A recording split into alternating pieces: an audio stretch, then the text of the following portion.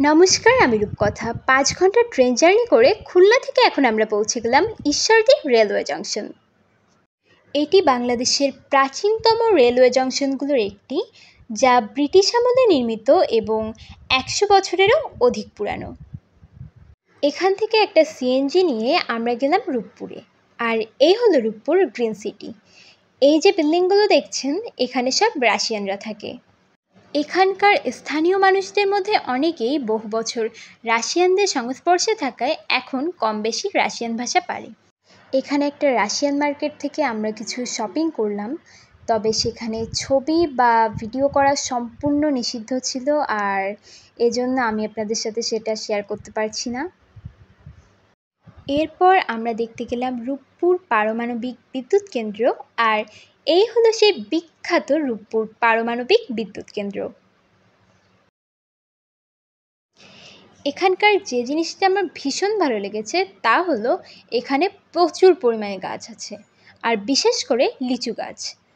বাংলাদেশে লিচুর জন্য এই এলাকাটা কিন্তু খুবই বিখ্যাত। এখান থেকে আরও কিছুটা পথ সিএনজিতে করে আমরা ফাইনালি পৌঁছালাম শ্রী শ্রী ঠাকুর অনুকূলচন্দ্রের আশ্রমে। আর এই আশ্রমটা দেখতে কিন্তু ভীষণ সুন্দর। আর এই যে দেখতে পাচ্ছেন, এটাই মূলত অতিথি ভবন। প্রতিদিন রাতেই পুরো আশ্রমটা লাইটিং করা হয়, আর তখন এই আশ্রমের সাদা বিল্ডিংগুলো যেন কালারফুল লাইটে ঝলমল করে ওঠে। এখন মূলত আপনারা দেখতে পাচ্ছেন ঠাকুর অনুকূলচন্দ্রের পিতা শিবচন্দ্র চক্রবর্তী এবং মাতা মনোমোহিনী দেবীর ছবি ও মূর্তি। এরপর সন্ধ্যায় আমরা আশ্রমের নিত্য আরাধনায় অংশগ্রহণ করলাম। নিত্য আরাধনা শেষে আমরা গেলাম ঠাকুর অনুকূলচন্দ্রের মাতৃমন্দির দর্শনে। এটা সৎসঙ্গ আশ্রমের রাস্তার ঠিক অপোজিটে ঠাকুর অনুকূলচন্দ্রের মা মাতা মনোমোহিনী দেবী যেখানে বসে সাধনা করতেন সেখানে অবস্থিত। পরদিন সকালে আমরা দেখতে গিয়েছিলাম পাবনা মেন্টাল হসপিটাল, যা সৎসঙ্গ আশ্রমের বেশ কাছেই অবস্থিত। প্রিয় দর্শক, আপনারা এখন দেখতে পাচ্ছেন আমরা আছি পাবনা মানসিক হাসপাতালের সামনে। এই মেন্টাল হসপিটালটি 1957 সালে পাবনায় ঠাকুর অনুকূলচন্দ্র কর্তৃক প্রতিষ্ঠিত হয়। আরও কিছুক্ষণ ঘোরাঘুরির পর আমরা আমাদের ব্রেকফাস্ট করলাম, আর রাস্তা থেকে যাওয়ার সময় আমার চোখে পড়ল এই রূপকথা সিনেমা হল অ্যান্ড রূপকথা ক্লাব। আচ্ছা, নিজের নামে অন্য কিছুর নাম শোনার মজাটা একদমই আলাদা, তাই না?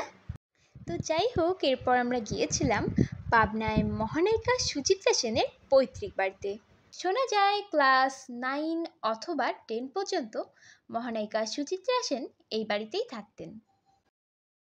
বাড়ির সামনে তার খুব সুন্দর একটি ছবি আছে, আর আছে একটি আবক্ষ মূর্তি।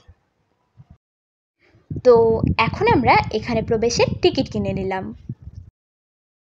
বাড়িটির প্রতিটা রুমেই সুচিত্রা সেনের বিভিন্ন ছবি খুব সুন্দর করে সাজানো আছে, আর এই রুমে সুচিত্রা সেনের মুভি চলছে। সুচিত্রা সেনের পৈতৃক বাড়ি দেখার পর আমরা গেলাম পাবনার জোড়বাংলা মন্দির দর্শনে। এই মন্দিরটি পাবনার প্রত্নতাত্ত্বিক নিদর্শনগুলোর মধ্যে একটি।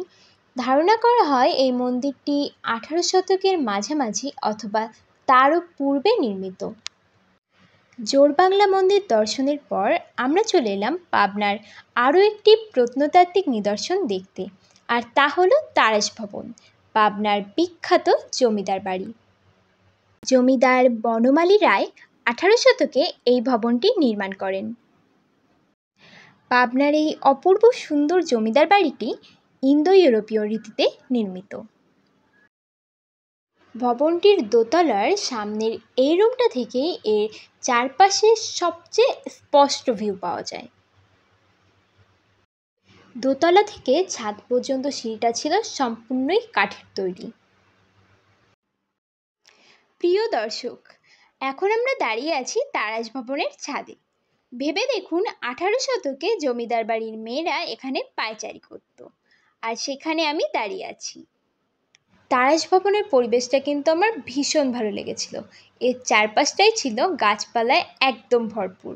তারাস ভবন দেখে আমরা বের হলাম শপিংয়ের জন্য। পাবনা তাঁত শিল্পের জন্য অনেক বিখ্যাত। এখানে এসে শাড়ি না কিনলে হয়।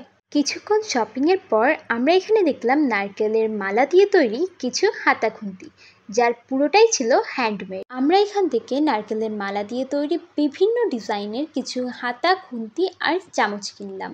এরপর আমরা গেলাম শ্রী শ্রী রাধা গোবিন্দ মন্দিরে।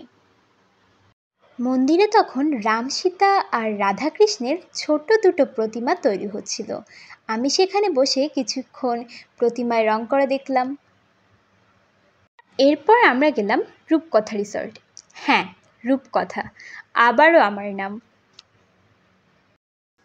এই রিসর্টটা ছিল গাছপালায় একদম ভরপুর, আর এর পরিবেশটা আমার ভীষণ ভালো লেগেছে।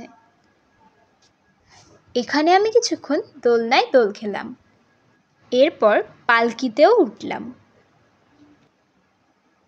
এখানে আমার চোখ পড়ল এই ইনকমপ্লিট ঘরটার দিকে, যেটা মূলত গ্রামীণ বাড়ির ডিজাইনে তৈরির কাজ চলছে।